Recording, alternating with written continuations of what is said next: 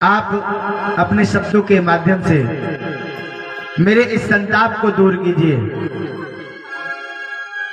और बताइए कि किस प्रकार से मैं भगवान के उस अलौकिक दिव्य स्वरूप का मनन करूं, चिंतन करूं और मेरे हृदय को शांति प्रदान हो। वह ज्ञान मुझे कहां से प्राप्त होगा। तब नारद जी ने कहा कि हे व्यास जी, अभी तक तो आपने ज्ञानोपदेश ही दिया है और मैं चाहता हूं कि कलयुग आने ही वाला है और आप भगवान श्री कृष्ण के वांग्मयी स्वरूप का वर्णन करें और उनके रूप और गुणों की लीलाओं का वर्णन विस्तृत रूप से करें। भगवान श्री कृष्ण के भक्तों के हृदय में संतोष अपने आप ही प्रकट हो जाता है। भगवान का नाम तीनों तापों का नाश करने वाला है। इसलिए हे व्यास जी महाराज, जब आप श्री कृष्ण के रूप गुण का चिंतन करेंगे और उनका मनन और वर्णन करेंगे तो निश्चित ही आपके हृदय में जो ये आज संताप उत्पन्न हुआ है वह संताप दूर हो जाएगा। नारद जी ने तरह तरह से उपदेश दिया और व्यास जी को भगवान श्री कृष्ण से संबंधित कथाओं के बारे में भी उन्होंने संक्षिप्त रूप से वर्णन किया। व्यास जी ने कहा, महाराज मैं जानना चाहता हूं, पूर्व काल में जब ऋषियों ने आपको ज्ञानोपदेश दिया और वे ऋषि महात्मा जब आपको छोड़कर चले गए, तब आपने ऐसा कौन सा कर्म किया, ऐसा कौन सा कृत्य किया जिसको कि करने के कारण आपको यह दिव्य देह प्राप्त हुआ। इस कथा के बारे में जब व्यास जी ने नारद जी से पूछा तो नारद जी कहते हैं, पूर्व काल में जब मैं दासी माता के गर्भ से जन्म लिया था, उस समय मेरी अवस्था छोटी सी थी और दासी माता का मैं इकलौता संतान था। जिसके केवल एक ही पुत्र हो ना, वो क्या करता है, उस पुत्र का लालन पालन बड़े ही ध्यान से करता है। भोजन आदि की व्यवस्था, रहने खाने पीने सोने बैठने की, कहीं चला न जावे, कोई गलत कार्य न करे, बड़ा ही ध्यान देता है। वह दासी माता भी अपनी मातृ का जो रूप है, मातृत्व जो है, जिस प्रकार से माताओं का धर्म होता है, उस धर्म का अनुसरण करते हुए अपने बालक की देखरेख करती, सेवा करती, शुश्रूषा करती, अपनी आंखों से कहीं दूर न जाने देती। बेटा ये न करो, बेटा वो न करो, यहीं बैठे रहो, मेरे समीप सदैव रहा करो।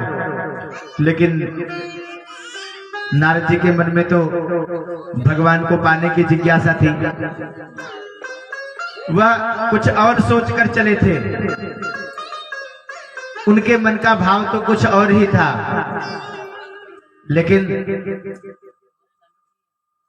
उन्होंने उस दासी माता के मातृत्व पास में बंद कर उस भक्ति भाव का जो उनके हृदय में आविर्भाव होता था, उसका अनुकरण नहीं कर पाते थे और मन में ही सोचा करते थे, कब मैं स्वतंत्र होऊंगा। कोई भी बेटा ऐसा सोचता है, लेकिन नारद जी उस समय सोचा करते थे कि कब मैं स्वतंत्र होऊंगा, पराधीन सपने सुख नहीं। और भगवान का चिंतन किया करते थे, हरि नाम जपा करते थे।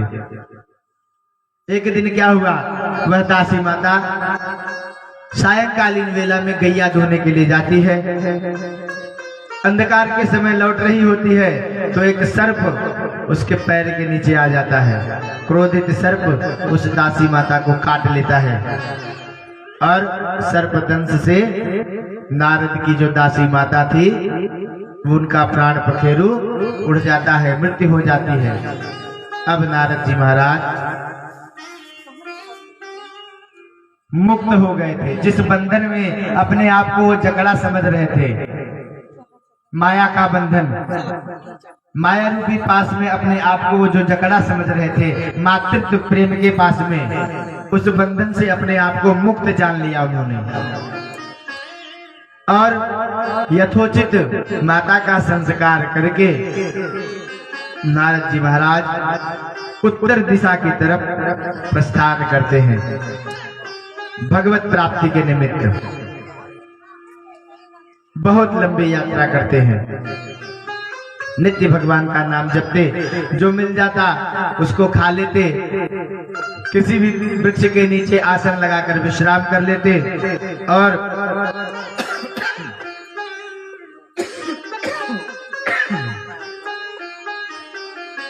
देश प्रदेशों का भ्रमण करने लगते।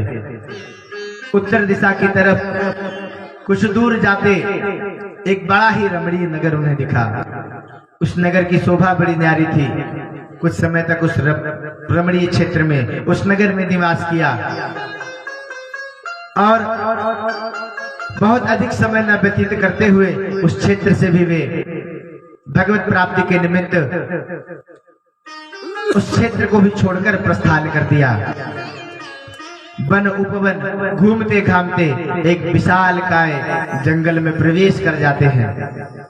अब जंगल तो जंगल ही है, वहां पे भोज्य पदार्थ कभी मिलते हैं कभी नहीं मिलते हैं। वृक्षों में फल तो समय और ऋतु के अनुसार ही लगते हैं। सही समय में जब आप जाओगे, पतझड़ के समय में आपको शायद ही कोई फल मिलेगा।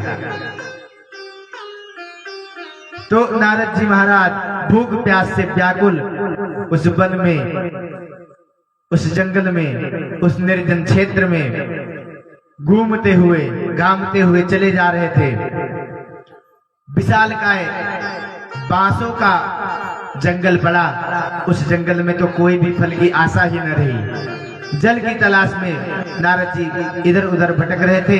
एक बावड़ी कूप उन्हें दिखाई देता है। उस कूप के पास में जाकर नारद जी दिव्य क्षेत्र समझकर उस में स्नान करते हैं, जलपान करते हैं और उसी के किनारे आसन लगाकर बैठ जाते हैं। भगवान का नाम अपने हृदय में धारण करते हैं और हरे कृष्ण ऐसा जपते रहते हैं। उसी समय आंखें बंद कर लेते हैं। उसी समय एक दिव्य स्वरूप का दर्शन करते हैं। अचानक से एक अलौकिक छटा बंद आंखों के सामने आती है। दर्शन देकर अंतर ध्यान भी हो जाती है। हमारे भगवान को छलिया कहा गया है, कृष्ण भगवान को छलिया कहा गया है। वे क्या करते हैं ना,